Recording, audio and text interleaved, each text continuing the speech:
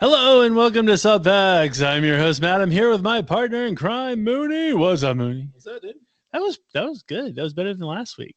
Last week I did, for some reason couldn't get it out, but That sounds like a personal problem. yeah. So anyway, how you doing? I'm awesome. How are you? Good. Dude, I found out today is National Lazy Day. What? And how is there a National Lazy Day? There's a day for everything, but it's National Lazy Day. And since I've been clinically proven lazy twice in my life, day. It's my day. I feel like it's my birthday. I'll talk about that a little bit. Actually, you know what? Mike can talk about it now. It's our show. We can do what we want. We can do what we want. Sir. So what I found out, I get everything from the Today Show. So they were talking about National Lazy Day, and they had a doctor on that was actually talking about the benefits of being lazy. The benefits of being lazy. And of course, I'm like, do tell. Yeah, because people have been yelling at me for being lazy my whole life. And so one of them is they said that you have like executive level type thinking, like high level thinking to where you can problem solve really quick. You're not caught up in the minutia of things because the people who are go-getters, they're tunnel focused on that kind of stuff. The lazy people are kind of like, okay, just give me the basics, give me, boom, boom, boom, here you go. So that's like one aspect. The other aspect was more of a stress-free life. The other thing I thought was funny, because you always get on me for like taking the day off if I go to a concert or like leave early, that kind of thing. So they said that the lazy people are much better, and this is part of the stress management piece. So they say, like, if they go on a vacation, they know, like, when they come back, there's a pile of work for them. So what you do is you take a day off before before you go back to work. So let's say I go on a cruise, and my cruise is I come back on Sunday. I take Monday off and then come back to work on Tuesday. So then that Monday I can kind of regroup and get ready for what I need to do. So they also suggested, like, if you don't have time off to, if you know that week is going to be really busy, don't schedule any meetings for like the first half of the day on Monday, so you can kind of breathe easy and get you. So they said the lazy people plan that stuff ahead of time. Yeah, you know who writes these stupid things? People who don't work. That's who writes these things. It was a doctor. Yeah, I do this all the time. I don't know what you're talking about. I know, I do it too, and so I get yelled at. You pissed at me for that. I purposely plan my vacation returns so I have like a day at home where I do nothing. Me too. I do that too. No. I'm talking about like you're blocking out the morning and the vacation. Oh, I do that too. Yeah, you're supposed. That's what I'm saying. See, Brian, you're on the same wavelength here. Okay, but see, that's why Brian I will just put my calendar and I will mark it busy for like the first half of the day. Yeah. So that's like going. So you mark your calendar busy even though you're not busy. Because I know I'm gonna be having to go through emails and catching up and all this other stuff, and I don't want a bunch of meetings that I'm going to have to jump into and deal with a bunch of crap, and that's going to completely ruin my vibe of my vacation. He's not wrong. Like I said, that's the same thing with the concerts. I like to make sure that traffic isn't going to impede my stuff. I don't want to talk about it anymore. So anyway, it keeps me stress-free. So it looks like we know the two lazy people on the show. I really don't want to talk about it. My number one vice was sloth. So there you go. Yeah, that is true. And as was mine. So, boom. So with that being said,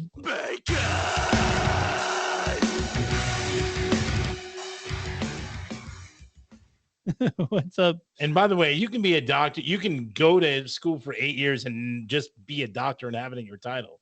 You don't actually have to be a doctor. I understand. No, I understand that. But I'm saying he can get a doctor title and then not work. Yeah, as but a doctor. what they're saying isn't wrong though. If you think about stress levels, like, is it safe to say that you are way more stressed than I ever am? It is, but that does. I mean, because I like to work and I don't want to be lazy. But then, like, high blood pressure. But then guess what? If everybody were lazy, nothing would get done. If everyone were lazy, nothing would get done. You mentioned they said that you work smarter. No. The CEOs of the world and all them that tell people to do work, the people that are our team minus you, the people that do 500 things, those people work. Somebody's got to do the work. Somebody has to work. Other people can tell people what to do. Those people, fine. If they want to be more stress-free and not do work, We just work smarter, not harder. That's all. Thank you, Brian. Okay. Right. Well, then, congratulations with your work smarter, not harder. See how much the company gets done when people work smarter, not harder. If you think about it, the majority of the tools we have in the world. I'm talking about not you. I'm saying the company as a whole and the company's success. If everyone in the company works smarter, not harder. Well, if you think about it, the majority of the tools that we have as human beings are to make our job easier. Okay. So it's kind of like we're creating stuff that makes it easier. You tell a waitress not to be stressed by not going to her tables and then just saying, I'm just going to, I'm going to take it easy. I'm going to only have one table. Yeah. Okay. Well, I think it depends. I think it probably depends on your job. Like I would be a terrible waiter or waitress. I would say waitress. I'd be terrible. All I'm saying is people who answer phone calls, people who are tasked to manage a group of people and get X amount of things done in a day, they can't spend 4 hours just saying, I'm not going to do anything for these 4 hours. It's not that we're not doing anything. I'm being productive. You're organizing. You're more organized, right? Because you're able to compartmentalize things and go, okay, here's my plan of act. Like, here's all the stuff on my board. Let me create a plan of action. Right. And then you follow through with that. It gives us time to react to all the things that we need to react to when we come back from that week-long vacation and not jump right into meetings. I wish Brian was here just so I could do a pound, like lazy pound. What's up? Yeah, I mean, all right, you want to get into the warm-up because I've got it up on the screen. Thank you, because I'm going to get angry. All right, okay. So first question in the warm-up. Describe your perfect day. Not being with Matt. Dude, we're going to VOB on Tuesday. What up? Perfect day. Well, waking up to what they say they call a hooker alarm clock, which would be the start. What? You never heard that? No. I know what you mean, but I've never heard it called that. Oh, yeah, that's how I've always heard it.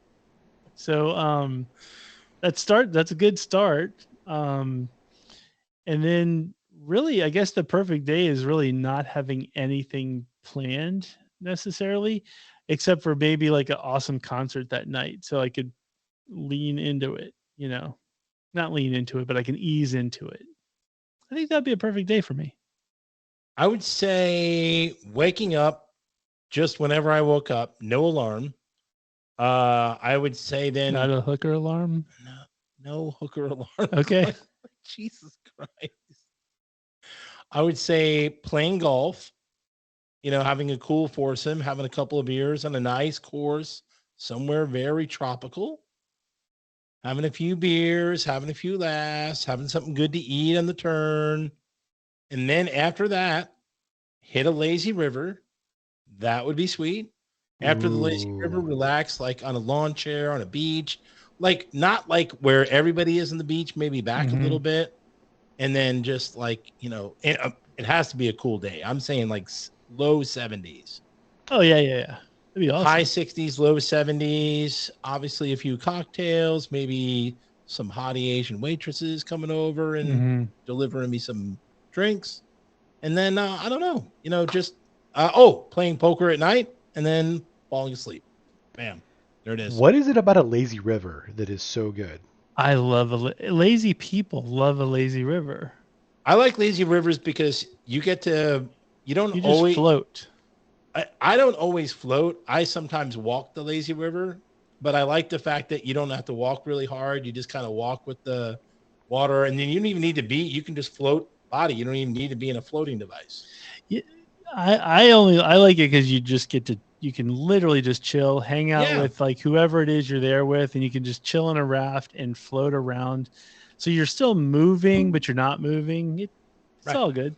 It's really awesome. If I ever hit Powerball or Mega Millions, I'm gonna build like a lazy river around my house. So we've already said that. Oh, that's when we do that too, absolutely. If I hit enough millions, 100%. Awesome. All right, great. Next question. The last thing you ate is the only thing you can eat for the rest of your life. Are you screwed? No. Not really, actually. Want to say yours? I ate Chinese food for lunch, and I haven't had anything since. Oh, I ate awesome. This is gonna sound terrible, but if you've ever had them, you'll know what I'm talking about. It's made by Robert Irvine. They're Crunch protein bars. They taste like a candy bar. But they're protein bars, but they literally taste. I've had one. I don't know if they're that as good as a candy it's bar, like but peanut butter and chocolate. It's good.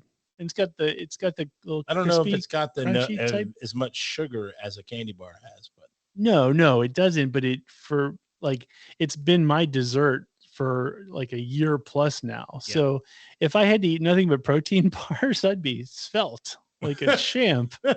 So I wouldn't be svelte. No. I had Chinese food for lunch, and it's not my favorite Chinese food, but it'll do. Like, what was it? What kind of Chinese food? Chicken chow mein. So you'd have to eat chicken chow mein for the rest of your life. Yep. I would have to eat chicken chow mein for the rest of my life. Can you say it 3 times really fast? No. Chickadee China, the Chinese. No. Chicken chow mein, chicken chow mein, chicken chow mein. What are you? You're high today. Oh my gosh. You start the show over again. No, this is awesome. You said chicken chow mein. Saying chicken chow mein 3 times. Hooker alarm clock. What? Like, where's your brain? I came to the show tonight. We are ready for fun. All right. Yes. Next question. Last question. This is a good one. You are in an arena. Pick 2 from the list below to defend you. The others attack you. Your goal is to survive for 1 hour. So for our listeners that aren't watching the YouTube, and this is a YouTube plug, you should be watching the YouTube. We've got 50 hawks, 10 crocodiles, 3 brown bears, 15 wolves, 1 hunter with a rifle, 7 bison, 10,000 rats, 5 gorillas, and 4 lions to choose from, and you get to choose 2. Ooh, man, I think this would take me a while. I would have to break it down. Crocodiles are useless, by the way. In an arena that big, they're useless. Yeah, crocodiles are kind of dumb. Yeah, I mean, you don't think they'd be like a good close-in defense? Like they could be like the perimeter around you to keep like the other. Take forever to kill people. Like they really take a while. And by the way, unless that arena had like half water, they're useless. Well, the thing too is land, they're pretty useless. They end up drowning you by doing those barrel rolls, and if there's no water, then they're dumb. They're pretty useless. I think the hunter with the bison is probably too slow, and I don't know if it's as vicious enough. And I can't use anything that's just using their head to ram because they can't use their legs to kill you. I would punch a hawk in the face. No, hawks are definitely on my side. Hawks will tear your eyes out. They will come fly in the face. Hawks are one of the 2 because they can attack from the air. Has a hawk ever been punched in the face? You're not going to be quick enough to punch a hawk. Yeah, I don't know that there's anything else that like could really like take out 50 hawks. Right? Are you doing? You're just going to keep punching hawks in the face? Yes. How many hands do you have? 2. Okay, what if 4 hawks attack you at the same time? I think there's one thing on this list that you have to take automatically. Rip them off and break their little necks and throw them on the ground. Okay, as you're holding 2 of them, 2 others are poking your eyes out. They're not. I'm swinging the other ones around. I'm like, I'm just saying, hawks don't scare me. I think hawks would be scary. Okay, what if 25 hawks scare you? You're going to take 50 hawks over like 4 lions? Absolutely. Those hawks are none of those things can fly. None of the other things can fly. Literally there's one thing on this list that can take out everything else but the hawks. Is the 1 hunter with the rifle? No, the 10,000 rats. The 10,000 rats. I see. Those are me. That's what I'm thinking. You step on them, little bad boys. But there's no way you can step on them all. There's 10,000 of them. You just jump around like. No, there's no way. They would outswarm everything on this list but the hawks. Yeah, but you would do I see them coming? Yes, but you can't stop them. I'd start tap dancing on their heads. But you might get a couple of them, but the rest are going to overwhelm you. No. Did you watch Suicide Squad? They're going to climb you and they're going to bite your neck off. No. Here's what I'm going to get.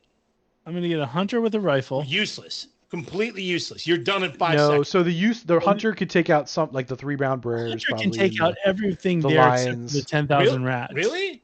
4 lions, 1 gun, 4 lions. If you're in an arena and they start far enough away, they could absolutely take out the lions. No, you're not. There's nowhere to hide in an arena if it's just like an open arena. Okay, how big is this arena? Those lions. Say it's like a football stadium. It's like a football stadium. Okay, fine, a football stadium. If you're on one side, those lions are covering 100 yards before you even think about getting off 4 shots. No, they could get off 4. 100 could get off 4 shots. They might get. You think 1 shot is going to kill a lion? You're going to be that accurate? That's 1 true. shot. I like to think that my hunter knows what he's doing. 1 shot doesn't always even kill a deer, and it's going to kill. That's a good point, Mooney. In the jungle. Do I get Ted Nugent as my hunter? Mooney's got a good point there. So, I think it's the rats and the hawks that you got to take. I would either go wolves and hawks or rats and hawks. The rats have to be you have to pick the rats. The rats are going to dominate everything else on the list. There are 10,000 of them. I'm going 5 gorillas and a hunter with a rifle. Because the 5 gorillas are going to step on some faces. You're dead. Done. The rats are going to overwhelm you in seconds. No, the rats are going to take one of my 5 gorillas. As you think, if 15 wolves and 4 lions started 150 yards away from you and ran at you, that hunter is going to be able to get off 19 shots? Not all. Not. There's going to be a hunting rifle only carries three rounds anyway, so he's going to have to reload too. Can he get an AR-15? Yeah, no, I think it's got to be a hunting rifle, like an AR-15 really is a hunting rifle. You're getting 5 shots off max. You're killing the 4 lions and 1 wolf. Now an AR-15 round is not going to. What do you think? You're Liam Neeson and Gray? Kill a lion. You think you're going to fight 11 wolves off? Okay, I'll get rid of my hunter. It just seemed like that was a good choice. Okay, so I'm still taking my 5 gorillas, and do I go brown bears? Why not? Brown bears. You know Matt, what those things are? Matt's dead. Let's just put it. Matt's done. He doesn't survive. There's no way he survives an hour. The rats will crush those bears. No. 10,000 rats.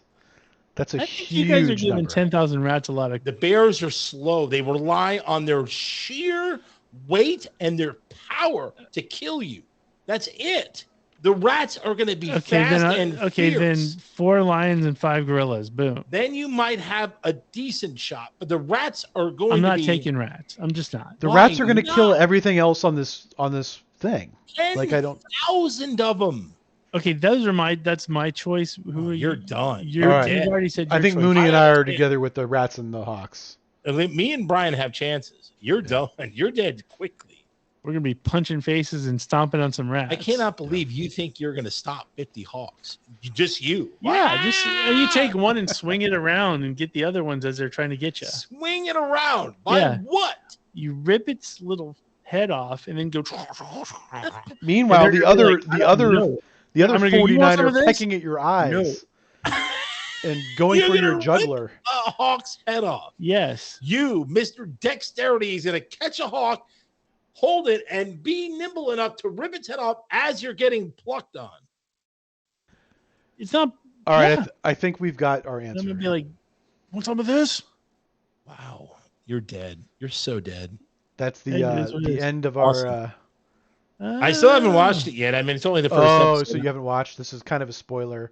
No. It's fun. I want to see it. I haven't seen it yet either. They have the best handshake ever. You'll see they did the doobie. Nice. I like to wait for they did that, but then they went over and they put it out on another player. That's awesome. So we're looking at if you're listening to this on the radio, we're listening. There's a picture of the Hard Knocks with the Jets. I haven't seen it yet. I like to let a couple episodes build up so I can binge it, and that's why I didn't watch it yet. Hard Knocks is one of those things you have to watch. Like you have to watch timely because if you're watching the games. If you're invested in preseason, you have to actually get through with it before then you do need to watch it week to week. But if you're not, like, I'm not going to watch the preseason Jets games. So at that point, it doesn't matter to me. So boom. Okay. Brian, I do not see the. Took away his. You took away my power screen. Don't worry, just rip the computer. I know. Well, hey, I got it right here anyway. Boom. Don't think I don't. So before we get into the Can you see it now? Yeah, I can. All right. Before we get into the meat of the show, folks, I just want to remind you that we mentioned it last week, but at the end of this show, we are going to be going straight to our YouTube and doing a Nightmare on Elm Street recasting. Can't wait. So can't wait. If you're a fan of Nightmare on Elm Street and us, then check out our Nightmare on Elm Street recasting.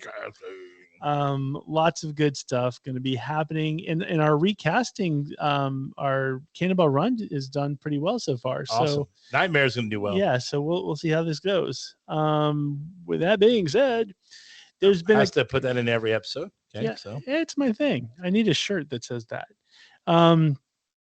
Okay. So, one of these things, this ties in with the whole YouTube thing that we're doing. Oh boy.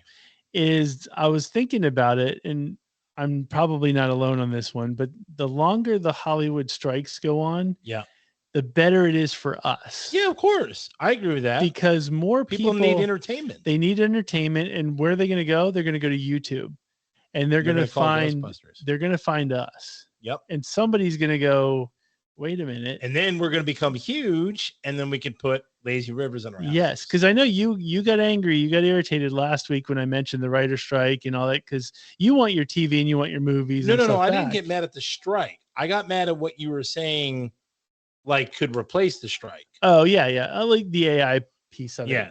So I'm saying right now I want the strike to last as long as it possibly can, because it's going to make us big. We're going to be the next phenoms. I'm going to be fine either way, because we're going to be phenoms. And two, all the stuff I watch is mostly Korean stuff. I watch like Korean horror, Korean TV shows on Netflix. Okay. So there's no Korean. So yeah, I don't think there's a strike in Korea as far as I know.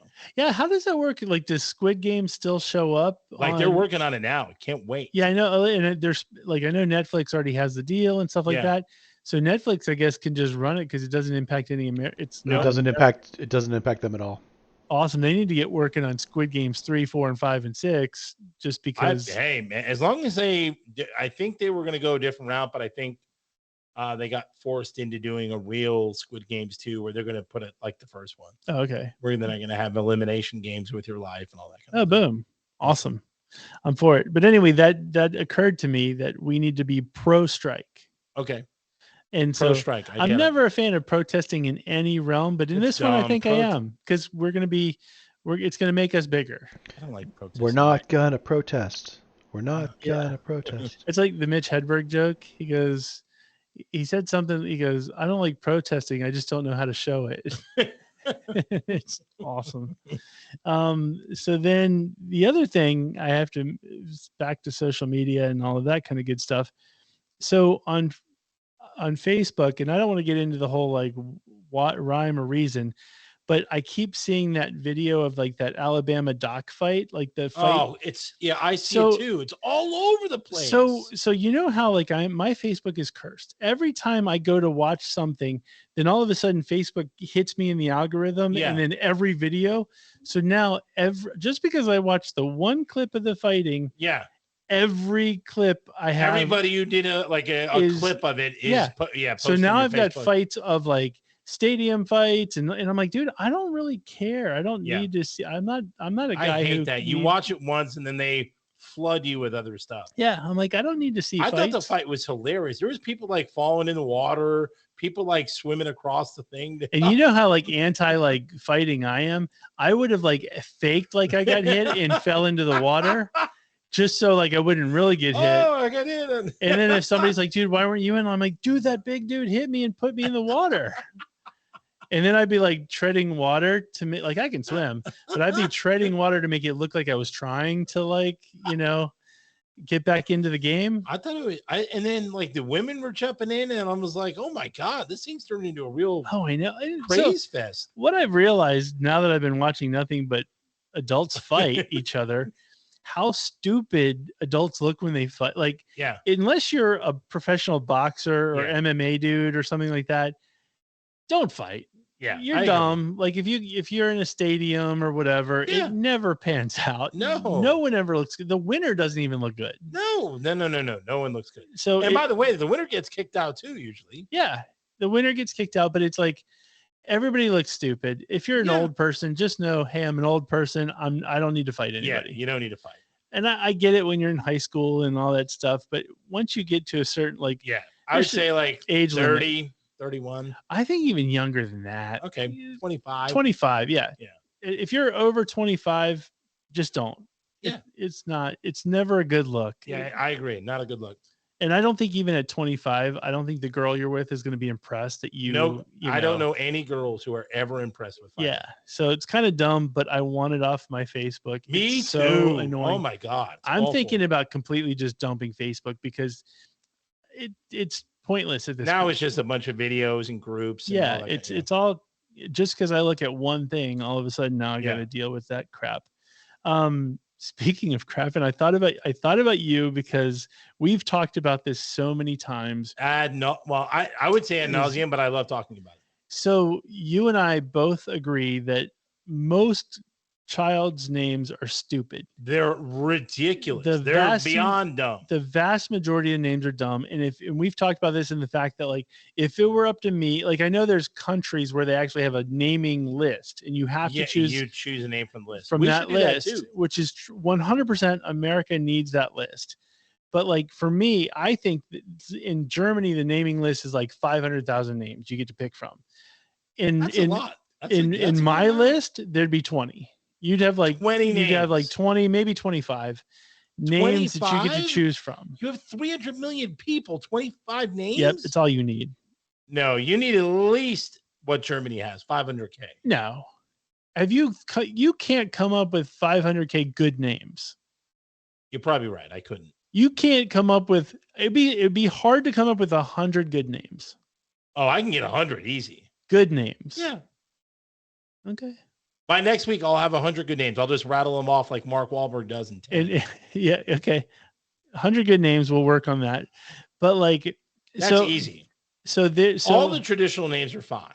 Like my name, Brian. All the so-called biblical names. Yeah. And then you get the kings and that kind of crap. Yeah. But like nothing nuts. So like Travis, good name. Skylar's a good name. Well, Travis. It's like name. Things like Apple and like those Inspector Pilot and those names are dumb. So I was watching I was watching the Today Show yet again, and they had a naming. There's people like how you goof on me for the life coach aspect. Yeah. There's literally a job where you get paid like $250 plus to name somebody's kid. No. Yes. What? And they show and what it is and it's the people. If you're looking for a unique name, what? Come to me because I'm the person that's going to name you. What are they going to name the kid? So one of the persons that like Bible Leaf. Well, one of the persons on the show was like, well, when I was pregnant, I went to a naming person. What? And they didn't. The funny thing is, they didn't even pick the name they told them to pick. But the naming person said pick the name Beckett for a boy. Beckett. I mean that's not terrible. It's not good. But it's not terrible. Like I've heard way worse than Beckett. But I always think what do you like seaweed? What did they say seaweed? Your Delta Tau Chi name, seaweed. Boom. Like you named your kid seaweed? Otter. Hey, is Seaweed Johnson in today? Yeah. Is that the worst? Like I can't believe that's a job for starters. I have no idea why that's a starter. The couples do. Why? If the couples are like, dude, I don't really know. Let's give it to a third party. And then this naming hat comes in and goes, hey. Yeah, like I was going to say, I missed that. That's like a sorting hat. That's what it is. Sorting hat. Yeah. But I was thinking, you get irritated by it, but you, out of all of us, would be the best. You came up with our call signs. Yeah. Like you would actually, this is a job for you. Somebody would pay you $250. I would to name their kid. Names. Yeah. Yeah. Rhino Johnson coming to Rhino. That would be great. But like fictional Ferris. Ferris is not a bad name. Ferris isn't a bad. Like, so you go straight from the movie's perspective. Like how many Rockies would there be? Is someone created the name Ferris? Ferris is a good name. Not a great name. It's not a bad name. Some things some things are so big that you can't name your kid after like that. Willow? Is Willow a bad name? It's not a good name. It's not a bad name for a girl. Like I could see a girl being named called. Yeah, Willow. that's fine. But I mean, like back to Ferris. So Ferris is such a iconic name for one person in one movie. Yeah, that's hard to beat. It's kind of like naming your kid Adolf, right? Yeah. You can't. I don't know if you would go with Adolf, but in Germany it's probably more normal. Well, but you can't name your kid Adolf in America. There's no way a Ferris is going to live up to the movie Ferris. No. And be as cool. Manning was hitting it big. Like tons of families named their boy Payton. Payton is a little bit more universal, not for a girl, Payton. But what I'm saying Peyton at the List. time, true, when he hit it big, everyone started naming their kid Payton. Yeah, dumb. And I would have said no because it's not on the naming list. It's not on your naming list? No. But I don't think that's a dumb name though. Like I do. Payton is not on your list of names. I'm okay with it for a girl, guy Payton. Oh, is that because of Payton List? It is cooler for a girl than a boy. Yeah. Like I like it when girls have like boys type names. Hey, Pate. Dumb. Or Ton. Which one are you going to be? We would be Ton, but P. You call him I don't P? know. What's up, P?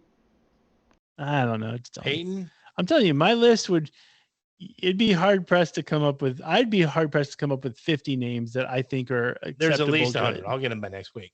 I'll get you a toe. I'll get you a toe by 3:00. There you go. But you could be that person. Like we could do Subfacts where I'm Matt doesn't know that reference because you're the naming coach.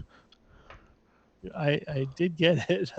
Okay. By the way, for people who want to be better at trivia, listen to our show, because like 3 or 4 questions to the latest trivia we went to were covered on our last week's show. That is true. What's funny is we went to trivia. So we went to trivia last night, as Mooney mentioned, and so the trivia questions came up, and I am immediately we both are immediately putting it down, and my wife is going like, "Are you sure?" I'm like, "You don't clearly listen to the show." I'm like, "We talked about it on our show," and it happened multiple times. So if you want to be in on pub trivia, pay attention to our show. Yes, we are the next Today Show. How funny would it be if somebody was like, "Trust me, I know this. I heard it on Subfacts." Because the whole time I'm always like, "I know this because I saw it on Today's Show," but they'll be going, "Hey, I know this because I heard it on Subfacts." That's awesome. Boom. So we also have some RIPs this week. Do we really? We do. Do we really? Oh, we do. One of them is Robbie Robertson, who died, I think it was Wednesday night. I don't think anyone knows who that is. I absolutely know who Robbie Robertson is. So the band, the song "The Wait." Yeah, I know that one. And lots of other songs. Yeah, I know that one. That's Robbie Robertson. He was the songwriter and guitar player. Okay. Well, I don't why, but he's not. Was he the lead singer? He's not the lead singer then. They all kind of had different roles. They all kind of sang in different pieces of it. I was never a fan necessarily of his music, but he did a lot of. He was best friends with Martin Scorsese and did a lot of the composing for the Scorsese movies. But from a music perspective, you can't sleep on Robbie Robertson. He's one of those Hall of Famers. You got to give credit where credit's due. It's R.I.P. Robbie Robertson. Yeah. So the next one who passed away was Rodriquez. And of course, you're going to say, who is Rodriquez? Who is Rodriquez? This is something that you're going to say, I heard on Subfacts. So there was a movie that came out in 2012 called Searching for Sugarman. And it was it's one of my favorite documentaries that I've ever seen. Incredible. So Rodriguez was a dude who in the late 60s, he was like a beatnik, singer, songwriter, Bob Dylan-esque, and he put out 2 albums, went nowhere in America, like just nowhere. So what he didn't know was those albums were huge in like Australia and South Africa. Huge. Like, how did he not know? He never knew. Like, because back in the day, they just didn't have like all the information that they have now. So he was like a laborer, in South Africa, people thought he died. They had mysterious like stories about it and everything. Right. So one guy who did Searching for Sugarman, he's a documentarian. He grew up listening to this guy's albums, thinking like almost like Kurt Cobain, right? Like thinking it was his Nirvana because his music spoke to him, all that stuff. Right. But this album was huge. So then he starts looking for the guy and he's thinking like he assumed he's dead. He ends up finding the guy who's living in Detroit. He's just a laborer, basically just about homeless. And he goes to meet him and he's like, do you realize how big you are? But how is he not getting all the money from all the? Because it didn't, back in those days, they didn't have all the they didn't have to like give him all the royalties and stuff like that. So the guy made no money. So then the guy's like, dude, you're huge in like South Africa and Australia. He literally booked him in arenas. So he got Rodriguez back to South Africa and this guy gets off the plane and it's like the Beatles. Can you imagine? My God. It's kind of like our show, right? We think we're just regular average Joes. Right. What if we're huge somewhere? Like we're like Uganda. Yeah, like we're big in Japan at this point based on our reactions, right? So it's like if we just stopped doing this and then Japanese kids grew up watching our stuff and we just didn't know. Like, oh my God, where are they? Yeah. So the fact that this guy, they booked him on like this tour. It's amazing that now he's making all this money because he's dead now, but he was able to go back and revive his play career. some shows and nice and make something. It's such a fascinating and it's a good story. If you like, that is a pretty. You cool think story. about the guy gets plucked out of like who was he? Yeah, that's finds out he's huge in Africa. And for one guy to go that crazy to track him down, that's nuts. Well, that's what I'm saying. It's kind of like because there was such a mystery about him that he didn't put out another album. Wow. And they just thought he died on stage. There was all these rumors basically. So now he's officially dead. So for the people in South Africa, he's now officially dead. But anyway, Searching for Sugarman is an amazing documentary. Definitely check it out. And on that note, who's also amazing. Mailbag. There we go. Okay, folks, it's time for mailbag. Mailbag. Awesome. So first mailbag this week is from Space Coast Bill, and the subject is email number 1. Oh, boy. So you could probably know what's coming next.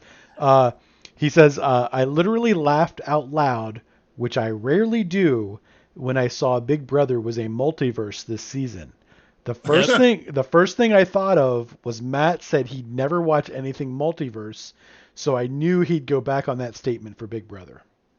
Should I talk about that now or when I get to the TV segment? Wait till you get to the TV segment. Okay. Yeah. Teaser, folks. Yeah. Teaser. He goes on to say, Mooney, it's a World Cup. Get off your American high horse demanding a better start time for the games. Australia is 10 hours ahead of us. Get over it. This is not part of his email, but didn't the American women just suck it? They did. Actually, no, they didn't got up suck at it. 5 in the morning. They lost in the first round of the 16 or whatever. Right, but they tied like two other games. They lost by penalty kicks, which is a garbage. It was a huge disappointment. It's also why the sport sucks. And what's her name? This is their worst showing ever. Missed the kick. Sophia Smith missed a kick. They both missed it, and they could have won it. I woke up at 5 a.m. I'm super mad. And no, I'm not going to get over it because the U.S. is the second largest country in the Women's World Cup. I'm sorry. We are second largest country. The other countries out is China. So you would think that they would cater some game times to the country that has the most people watching it. I don't know. All right. He says, Mooney mentioned Elon doesn't give out millions of dollars to employees like Taylor Swift did. Did I say he didn't? I said I wish he did. I didn't know that he did or not. No, you just said you wished he did. Yep. He says, I guess Space Coast took it the other way. He says, but that's actually an incorrect statement. Elon tends to give out stock options as bonuses, and many early SpaceX employees are millionaires as a result. He says Tesla too before it went public. Yeah, I appended the space thing, and that's what got him. Yeah. Yeah. Don't ever piss off the space. Yeah, like if I say anything about space, then he immediately It better be a good space that thing. keyboard is going to be lit up like. Like when you think of space, just think of happy things and just be like, dude, space is awesome. I love space, but I didn't know that. Like I always said, it was one thing, and the keyboard lit up. I'm still telling everybody about the James Webb special documentary. It's awesome. So that was a great email. Thank you, Space Coast. Thank you. Space Coast. The next email I love is space. the next email is also from Space Coast. Its subject is email number 2, and Awesome. he says he doesn't want me to read this. He says he thought he sent this email out the previous week, but he guess he didn't. He's gonna protest. In his opinion, he doesn't think we Freedom should read News. this on the show because he thinks it's too much bill for one show. You can't have too much space. Right, I Coast. know, right? So then he said he just wanted to people send love it him. He's a because hero. we did ask him a question, so he wants to answer it, even if it's just for our information. So he says, to the handful of listeners out there, I wanted to stress Mooney is very wrong about Barbie, and I question what he was doing during the movie. Not only did he miss Sylvester Stallone, the Sylvester Stallone portion, which was impossible to miss unless your eyes were closed. For most of the movie, Ken was wearing Sylvester's fur coat because he wanted to be like him. Okay, I admit that I did look it up, and the Greta Gerwig or whatever, she's a huge Rocky fan. Nothing wrong with that. So she put that into the story, and okay, I will admit fault that I didn't pay attention and that it probably was a Rocky thing, but the movie is so bad. It's hard to watch, and at times I probably was looking at my cell phone waiting for the movie to end because it's so bad. So I do admit fault. I take it back. Space Coast Bill is right. I'm wrong, but the movie still sucks and you should not see it. All right. Okay. Awesome. Thank you for that edification. Yeah. He says he doesn't understand Matt's Webb telescope question, so he watched the documentary to try to figure it out. He says he thinks you're referring to the L2 point when saying level 2. For more information, Google Lagrange point. He says he just doesn't want to bore listeners with a lengthy explanation, but basically it's a free way for gravity to keep the telescope in the same location without the need for fuel to stay in place. That's what I thought, but I wasn't sure. I'm just kidding. It's upper motor neurons. Upper. Has nothing to do with that. Yeah, I know. No. I guess. Thank you for the clarification. And it was the L2. I thought L2, level 2, same thing. Yep. But it was just a matter of, I think the ultimate question was if it's stagnant right there, and I get that part. If you turned it around to face the opposite side, would there be anything there, or would it just be black? Like stars. Well, they could point it in other directions. They just can't point it.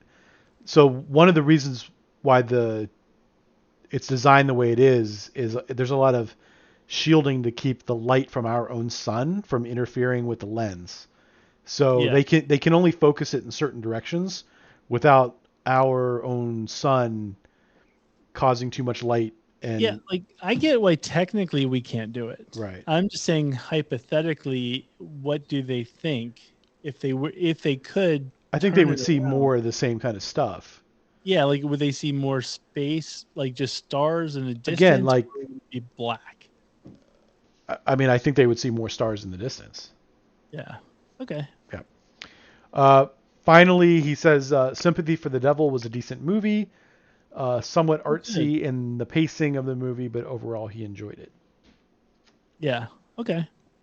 So that was Space Coast's second email. Thank you for both emails, Space Coast. Great emails. Boom. Thank you, Space Coast. Thank you, Space Coast Bill. And don't feel that they're gonna get too much bill. I don't think you can have too much bill.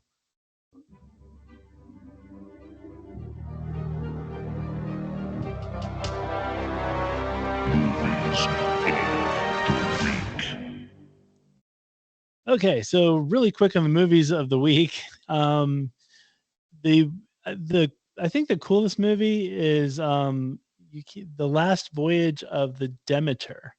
So that is basically Dracula on a boat. So I did see the coming attractions, but if it wasn't, I don't know. I would watch it if I was home.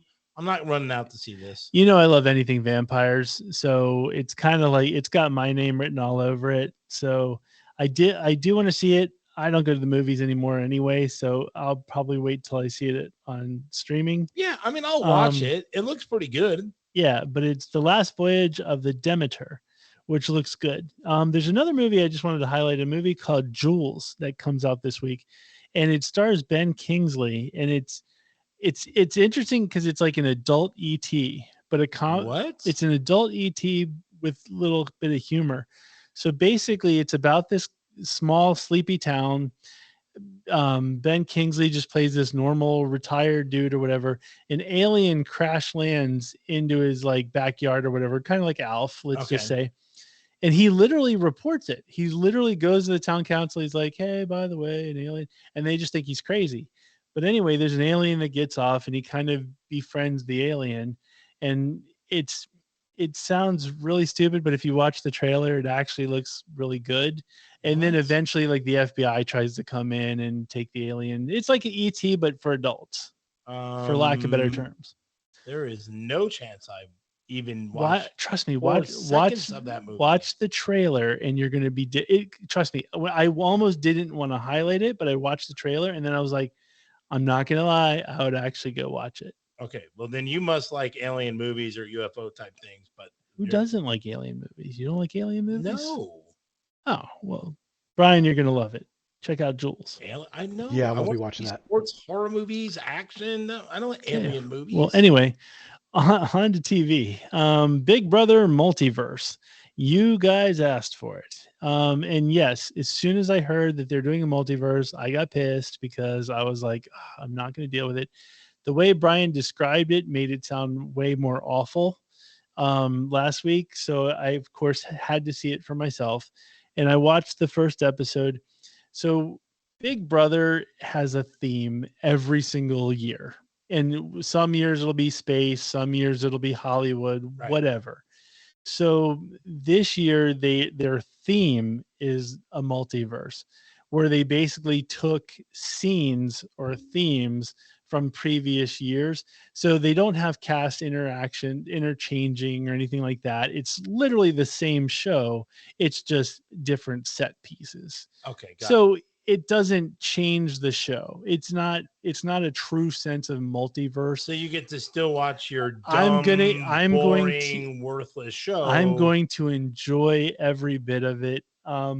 In the very first episode, I try to figure out like if I like the people or not. And I usually don't like the people, but I get suckered into it like everybody else does. You pick your winner like you always do, or I did. And so I did pick my winner. Actually, I have two at this point, so I'm still debating. But anyway, it does not deter me. It's not a true multiverse, so I'm in. Of course you are. I tried watching the Family Stallone, the show with Stallone and his family. I will say this: as much as I love Stallone, it's straight up fluff, and it would be awesome if it was just Stallone. But there's way too much of his daughters and his wife and all that stuff. So it's not great. All right. I don't know. So you don't, like I said, for us loving Stallone, it's cool to see a little bit of an insight to his family life, but there's way too much of the daughters and the mom and Jennifer Flavin. So you don't really need to see it. The daughters are hot. All of it's great, but it's straight fluff. If you like the Kardashians, you'll like that. I hate the Kardashians. Exactly. So then that's the end of that. This week we got to see a trailer for the Continental, which is I haven't watched the trailer yet, but I probably will be all in on the show. It's the prequel TV show for John Wick. It's on Peacock. It's on Peacock, which doesn't make me feel good about it. But it's kind of cool because Mel Gibson's in it. He kind of plays the owner of the Continental. The owner. He's like the guy we see, but he's not. I don't think he plays the same guy. Okay. But anyway, it looks good. The trailer looks good, but it's Peacock, and that scares me. Yeah. So for right now, I'm going to see the first. And it's Mel Gibson. He works on the cheap. He does work on the cheap, but he actually does come off really well in this. Okay. So I was kind of like, oh, cool. I'm going to check it out. I still like him, but he works on the cheap. Yeah. I do want to see it. I like all things John Wick. Yeah. Who else I want to see? This is Cindy Starfall, and it's time for Mooney's Dugout. Love you, Mooney.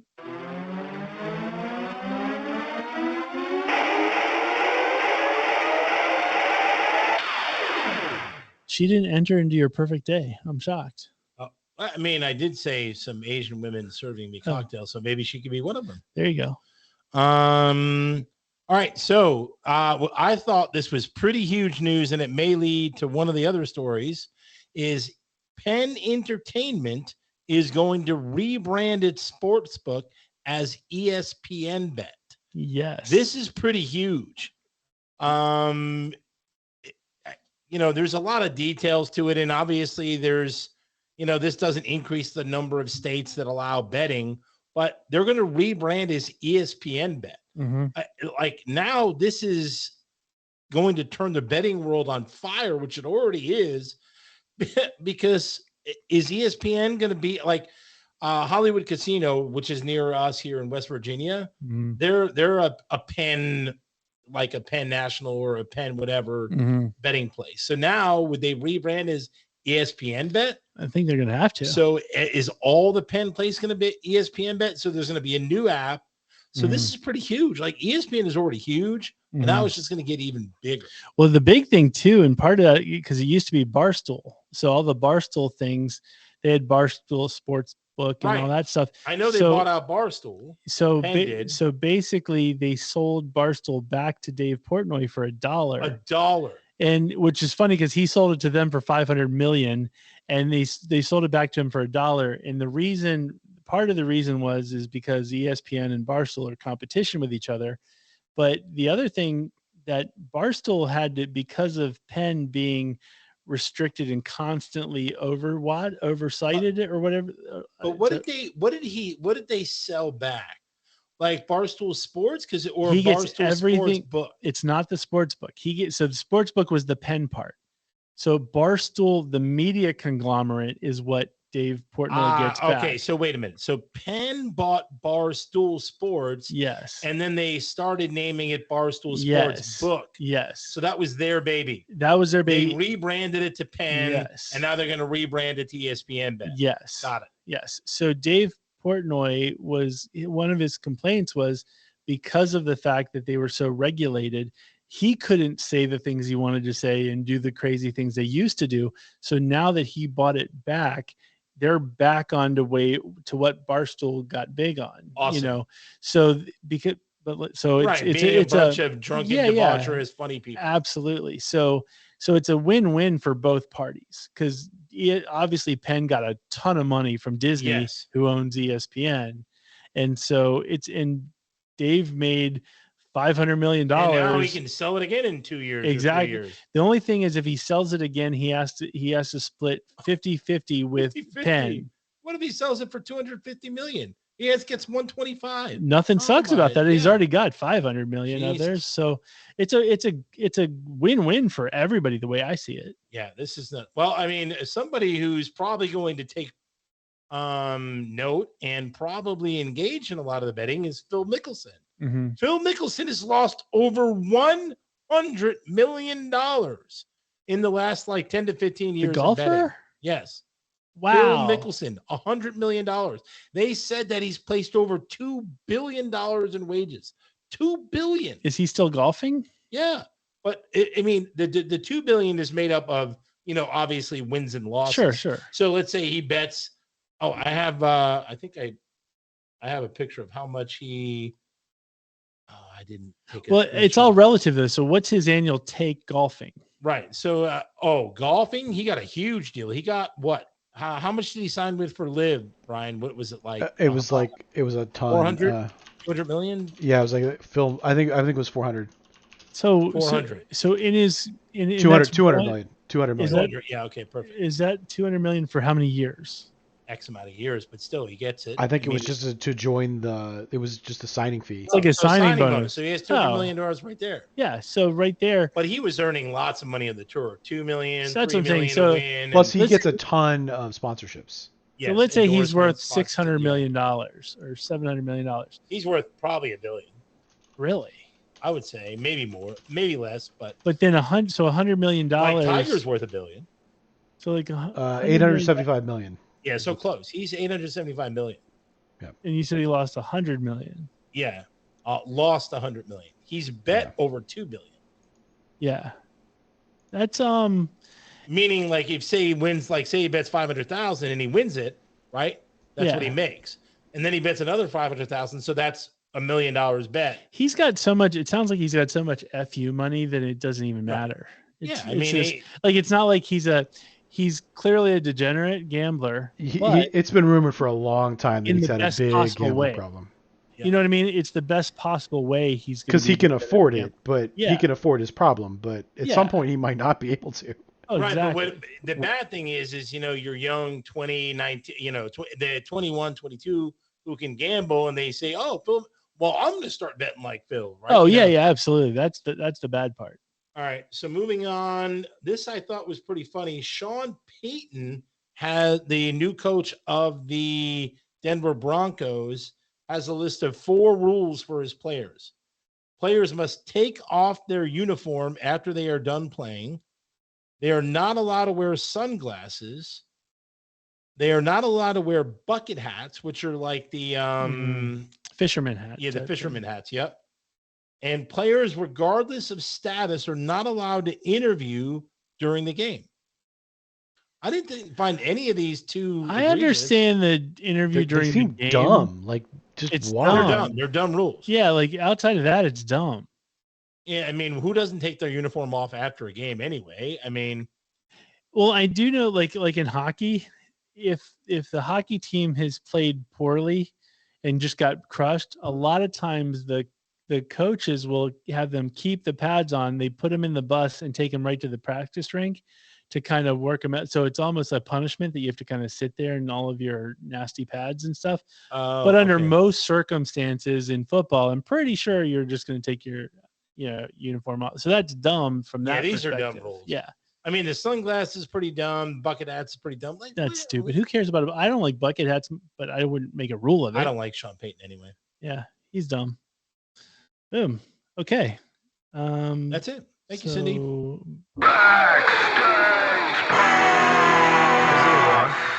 I was a little bit loud. I underestimated the volume there. Sorry, folks, for waking you up. So as far as new music releases go, there are music releases, but they all kind of suck. So hold off on buying anything.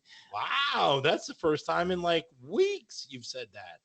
Well, yeah, but it happens. Like I said, I could tell you about Susie Quattro and Katie Tunstall have an album together, which I appreciate the fact that you left it off. Yeah, that no one asked for it. So the number one album is Liam Gallagher at Nebworth. Does that count? In your mind, yes. No, in my mind, no. I don't even like I hate Oasis myself.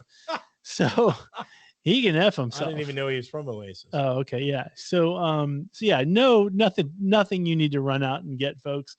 Last week I highlighted that Taylor Swift gave over $55 million to, in bonuses to her tour help and whatnot. Very cool. And, so it's kind of that whole kind of charitable thing is happening with the other biggest female. Trend?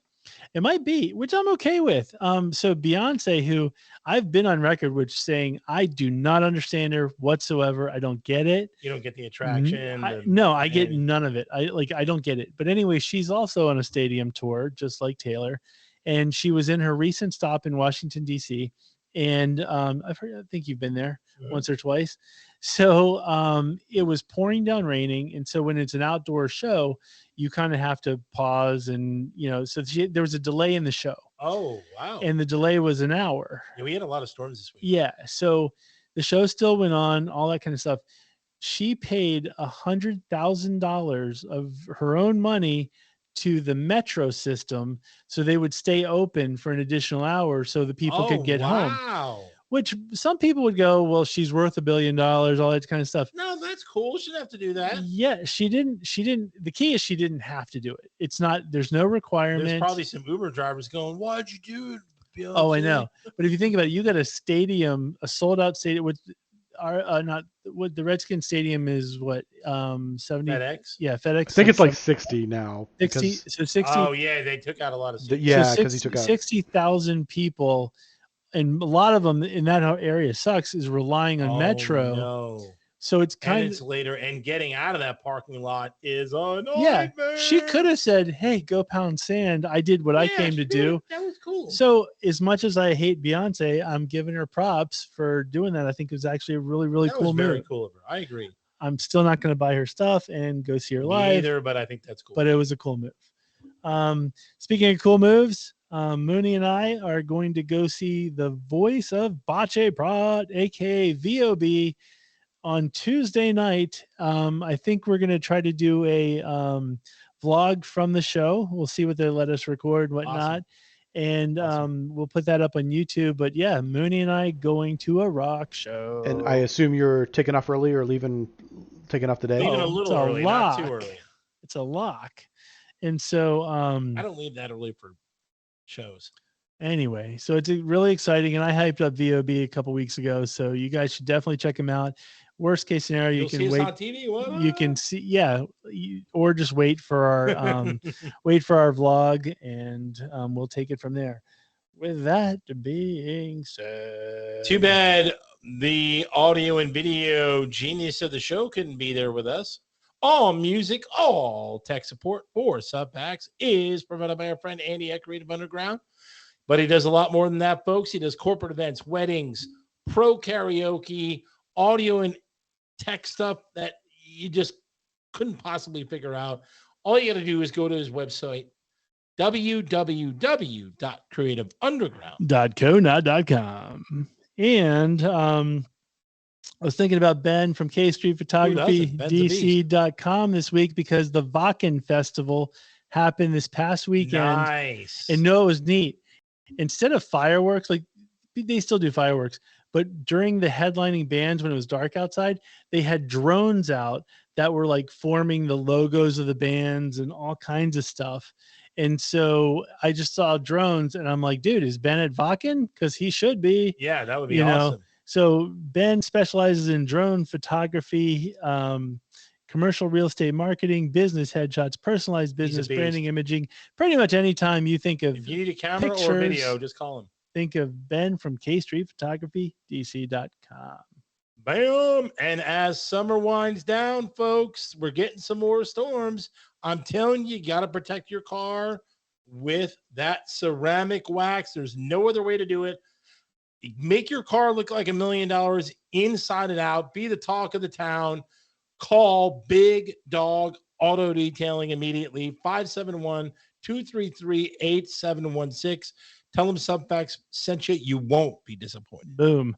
And as far as we go, if you want to see what these two randoms look like and you don't have YouTube, go to subfactspodcast.com and you'll see some pictures for if you want some merch, go to subfactspodcast.com.